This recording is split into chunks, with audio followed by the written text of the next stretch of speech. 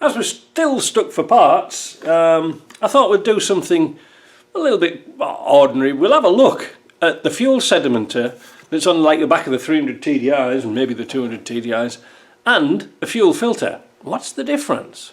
Well, very little really. So what I've done is I've got a couple here on the bench. I'm also working on an LT77 at the same time. I'm stuck for parts for that too. But I thought to myself, let's have a look at these two and see what the difference is. On the covers, they're exactly the same. You see they're marked 1, 2, 3, 4, 1, 2, 3, 4. There, you can see, so you've got 1, 2, 3, 4.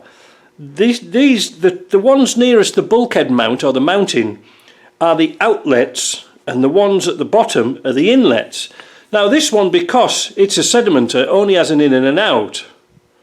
You get that? It only has an in and an out. So fuel goes in here from the tank and comes out of here, number 1, which will go to, now I haven't got any blanks on these because they're being used up, but it should go to the inlet, which is number 3 or number 2, right? But there is something different with them. Obviously this is a water separator. We'll take that to bits.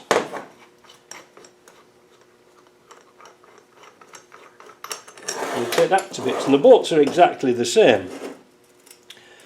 Let's have a look at this one first and see what the difference is.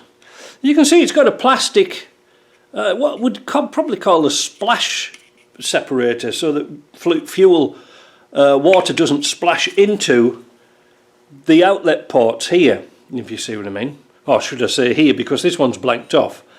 Now, obviously this one hasn't. Alright, there's no separator, but it'll fit on exactly the same. It's the same casting. However, it is drilled in a different way.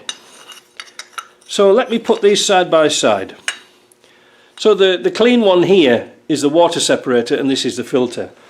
Notice there's a little tiny hole here, but the tiny hole here on the filter, they're in a different place. Otherwise the casting's exactly the same, and it's kind of easy to get mixed up thinking that you could use one of these as a fuel filter. The reason why is when we look at the other side. When we look at this, the top, we can see that the fuel filter is tapped and this one isn't. The reason for that is this one here allows fuel to come in from the tank, and then any air that's accumulated in here will go through this little hole, right, and back to the fuel tank, back to this here. Now in here, any air escaping will go through this hole, which is your banjo bolt from your spill return. Alright, so when you want to fill your filter up, you crack this off and let the air out. Other than that, they're identical. They're identical. Now, there is a difference in this one here. Let me just go and get a spanner and I'll show you. I don't really need a spanner, I don't know what I was on about. On the bottom of the separators, there is usually a plastic drain here to let the water out. But on this one, from the reliable one, it's snapped off. So what we do is we put a 5/16 UNC bolt in there as a replacement, which are a lot easier to get out. And this brings us to another point. Are these sedimenters a good idea? Well, yes they are. Yes they are, they're a very good idea. But, and this is a big but, if you don't drain them out regular, and especially in the cold climate like we are in Canada, the water in the bottom of here will turn to ice. That's not good, because it can actually crack this housing. As you saw with the experiment on the propane tank, ice has a tremendous pressure and split this wide open, right? So you don't want that. But that's basically it. Now if you have a look in the bottom of this filter, you see it's almost the same, except deeper, if you see what I mean. The dimensions are the same, but not much difference really. Not much difference at all. I don't know what people get excited about. So what I'm going to do in this episode, I'm just going to clean up this housing and this one and strip it down and clean it up so it looks like this one. We'll put a filter on it. We'll show you how to put a filter inside, and then we'll build it up and shove it on the shelf and forget about it. So there we are, been through the blaster, cleaned up. But I did notice something in here.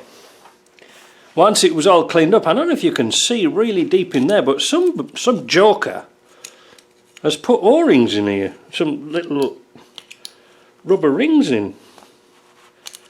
I'll have to get me prick out. You know, it got me thinking there. These look quite like a sleeve inside here, but I was kind of confused, so I went and got a pipe fitting for a TDI. I think this is for a 200 TDI, and there's a blanked off hole here which I've pinched off the blank, but that goes quite nicely into there, you know, nice and deep. And the olive, when I take it out,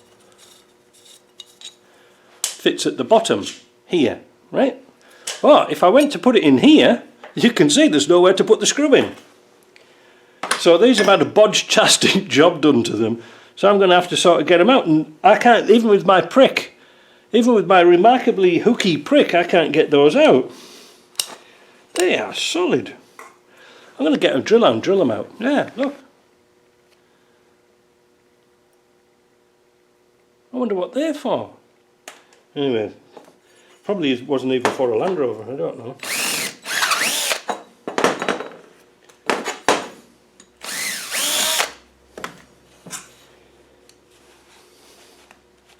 There we go. That's them out. Yeah, I have no idea why they were in there, because when we look in here, they're deep threads too. I'll show you about this unit later. Right, let's get them out of the way. Now today, because we're the only ones got on the shelf, we're using a Britrest filter. I know. But because you change your filters regularly, it doesn't really matter, does it? And looking at the looks of them, they all look the same. That one's a Champion one. This one's made in China. Good enough for the Chinese, it's good enough for me. Now, let's clear the decks off of all this debris of bits and things so we're not getting all mixed up. There is some confusion when it comes to seals, because there is a thick seal and a thin seal. The thick seal is 3.76 millimeters and the thin one is 3.32 millimeters. Now, as hard as I could find, I couldn't find any information out about these, and I'd forgotten because I've not done these for a long time, and this is why I stripped one of these down. And it seems to be the thick seal goes in the top, not unless they'd put it in wrong, because they are the same diameter. So let's see if we can think of an easy way to remember this.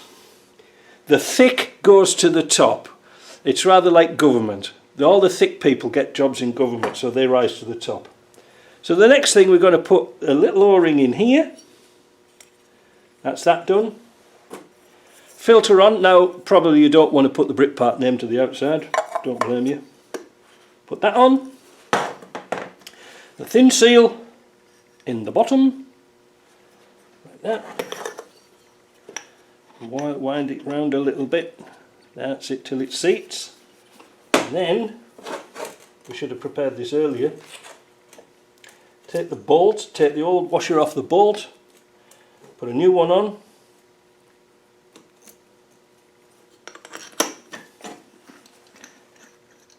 And tighten it down. Oh, go on, let's put Britrest to the front. Makes it look good, doesn't it? Might get some promotion off them. Britrest gives me nout, you know. Never send me nout. No freebies, nout. Don't know why I bother. Now, don't over tighten these. Just a little nip with a regular spanner. You don't go with your windy gun and do that. So that's actually, I'll put that in a plastic bag, that's done. Now the bottom spare O-ring is for here. Alright, so that's alright, isn't it? Work that one out. Let's have a look at this one.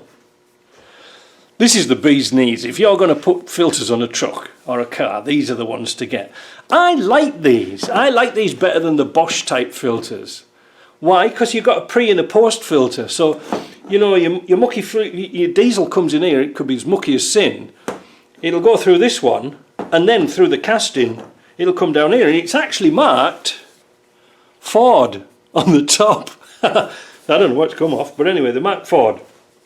But they are Lucas bodies, if you see what I mean. And they've both got water traps, water drop-off points on both sides.